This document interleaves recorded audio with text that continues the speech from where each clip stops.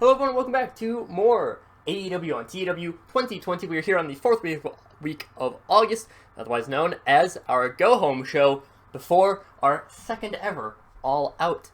Starting off with Dark, of course, and BTE. Right away we see, after the intro, we have Scott Steiner seen coaching all his people when he abruptly calls them all to stop. 5 of his trainees as Steiner introduces them to their new partner, Arnold Trigg. Trigg is quiet even when Montello tries to make conversation, and he just immediately goes to work out, leaving everyone confused for a moment until Steiner yells at them to keep working out. Arnold Trigg, new grad, technically, I believe Dallas Montello is from the New Japan LA dojo, but Nat Murphy and Arnold Trigg, both from the Nightmare Factory, just regens that showed up. Hopefully I can do some good things with them. Then we see the Godfather and the Private Party on a yacht, and they're just enjoying life when they're approached by Carlito Colon, don't ask why he's on the yacht, who offers for them to take their yacht over to the Puerto Rican area, to see what real life is about. And they consider this for a moment, and they're like, sure, why not, we're in the area already. Then we actually start off Dark as the Butcher and the Blade defeat Rada Kawasaki and Nobuhiro Shimatami. They've been, Butcher and the Blade have been off for a little bit, just because, Butcher had a, concert. So, yeah. Eddie Kingston and John Moxie defeat Brandon Cutler and Tahuti Miles. This is mainly just to get their chemistry fixed a little bit, hopefully. Kari Hoja defeats Harlow O'Hara, because she hasn't wrestled in a while. FTR defeats, Mariana Fontaine and Storm Grayson, both Fontaine and Grayson just local talents. We're in the Bank of Springfield Center, by the way. QT Marshall then defeats Robert Martyr. Robert Martyr, he is actually a newly signed guy, properly signed.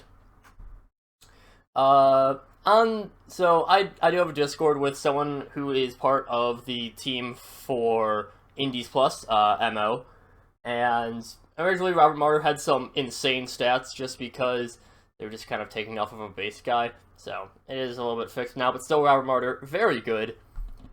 So yeah, Briscoes then defeat Top Flight, El Hijo del Vikingo defeats Angelico, and to end off Dark, Fergal Devitt defeats Donovan Dijak with a Fujiwara armbar.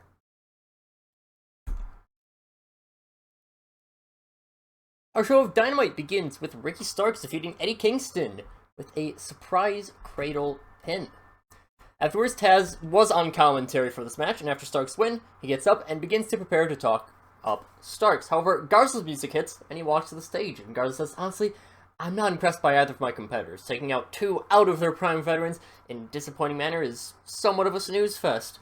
I'm doing this triple threat because you two would serve as good ways to prove my dominance, but a roll-up pin over Eddie Kingston and 17 minutes to take down Brody Lee? It's not filling me up with much confidence. Kurt, Taz, make sure you tell your guys to be ready to be prepared for Sunday, because I'm not going to be happy if you just put up pathetic performances like that.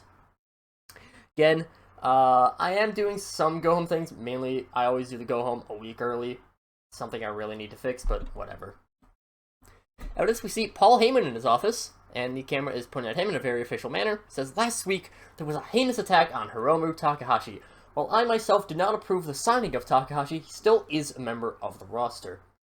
Due to the attack by Brian Pillman Jr., Takahashi is screening for concussion symptoms and will not be available for the pay-per-view. And because of this attack, Pillman has been suspended indefinitely from AEW, and Brutality Inc. will not be allowed to come to All Out.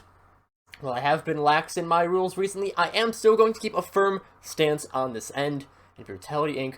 will not even be allowed to the arena for All Out. So, few insights here. One, Takahashi won't be at the pay-per-view, mainly because I didn't really have a match that I could really set up in like 3 weeks. Well, okay, I could have set up a match in 3 weeks, but that's besides the point.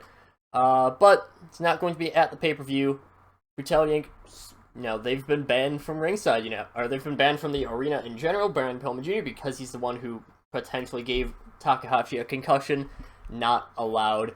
Just straight up, he's suspended for who knows how long. After this, The Acclaimed get a surprise victory over the Motor City Machine Guns after Max Caster pins Chris Sabin. Of course, this is their first time. The Acclaimed are, I think this might be the first time they're on Dynamite, and the first time that they are with Antonio Banks. After this, we see a vignette of Chris Jericho and Jeff Hardy's careers, the voiceover done by Paul Heyman. It goes over their career exploits and how the two of them have been a staple in pro wrestling for 20 years. However, the vignette eventually statics out, and Chris Jericho is just seen by himself. As both of us have had long careers, Jeff Hardy. And Chris Bay and Darby Allin have long careers ahead of them, but at All Out, we're going to show who the best of the best are. Chris Jericho has always been better than Jeff Hardy. Jake Hager's experience and MMA background are better than Chris Bay's connections with the world champion. And the inner circle is better than being alone. Jeff Hardy, Darby Allin, Chris Bay, I hope all of you are damn ready for your asses to get kicked in just 4 days' time. Lots of build up. This is going to be a weak show. My go-homes are always the weakest. As we get another surprise victory, as Lady Bernice actually defeats AJ Mendez. Go from inner circle to inner circle. And I accidentally put Bernice off screen for this one, but whatever. Kana quickly makes her way to the ring and looks Bernice up and down. She holds the title out, and Bernice does touch the faceplate of it. And then Kana kicks Bernice's leg out from under her leg, and then hits her with a Kamigoye before loudly pronouncing, she doesn't have a mic, but you can still very obviously hear that that is the closest to the title that Lady Bernice will ever get. After this, we hear a commotion heard backstage, and the cameramen quickly rush to see Pac pointing a kendo stick into Heyman's face. Pac demands that Heyman hold up his end of the deal, and Heyman tries to weasel his way out of the situation, but Pac refuses to let him, and eventually Heyman capitulates, and after Pac backs down for a moment, he looks at the camera. I have a correction to make to my prior statement. Fratelli Inc. has not been barred from the pay-per-view, and in fact, they will have a match against Chuck Taylor, Trent, and Orange Cassidy in a 6-man tag match. And then Heyman seems to be done speaking about this, and then Pac slams his hand against the desk, and Heyman just quickly, he backs up. And Brian Pillman's suspension has been given a definite time of 2 weeks. And Pac, he kind of thinks about this for a moment. You probably can tell that he could, if he wanted to, probably get Pillman's suspension completely revoked, but he's like, you know what, fine, whatever. Accept the terms, and walks out, and Heyman is very clearly rattled. Now, one thing they haven't really touched on too much is that when Heyman debuted, and he actually called Pac back to him. We never really know what they were talking about, but now there seems to be some sort of deal going on. So, right here we have, Pac is saying, hey, Heyman, hold up your end of the deal. We don't really know what that's about yet. And by we, I also include myself, but I'll find out as I keep writing.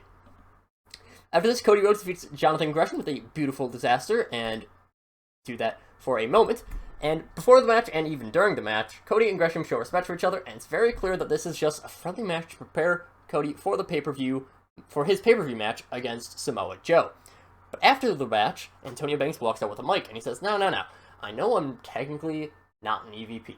Just an investor, and I don't have as much sway in the business as Paul. However, that does mean that I can get a little bit more direct involvement, and, well, having someone as talented as Jonathan Gresham losing all the time is just bad for business, so...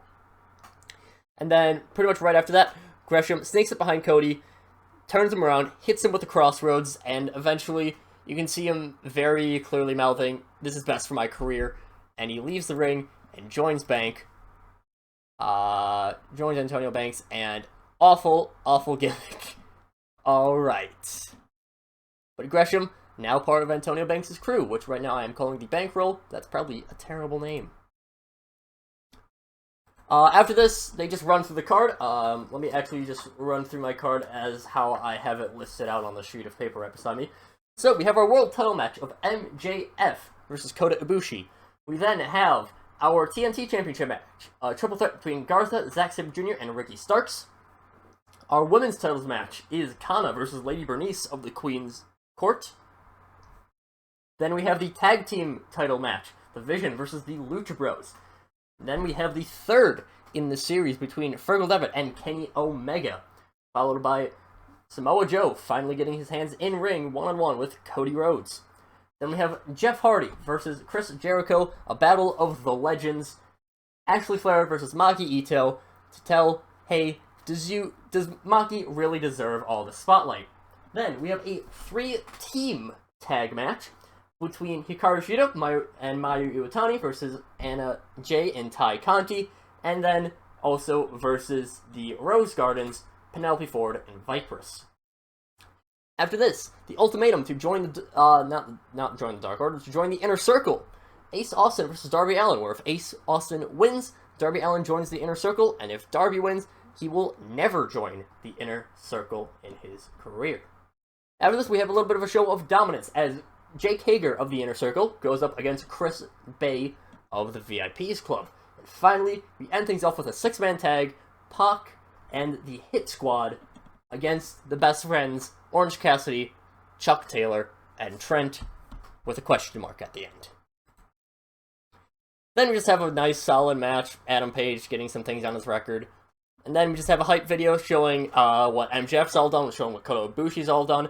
Both of them have never been pinned so far in their AEW careers. Kota Ibushi, obviously this legend in Japan. He's done amazing work. Even if he hasn't got the greatest title history, it's really hyping up, hey, Kota Ibushi. He especially has, all that history with Kenny Omega. It's really showing that Ibushi is a legitimate threat. But MJF, he's managed to win. Even with all the odds stacked against him, we do have the steel cage match, but also he has a steel cage match against Jon Moxley, and he managed to win that. So, really, this is just hyping up this. Again, probably going to be a poor show, as we end off with MJF's tune-up match as he defeats Brian Cage with a Swanton Bomb. 74, that's fine by me, as long as we didn't lose popularity, that works. And next time, we have All Out, where we also will see all those matches I mentioned in that card run-through, as well as Antonio Banks' marquee client. So we'll see you at the pay-per-view.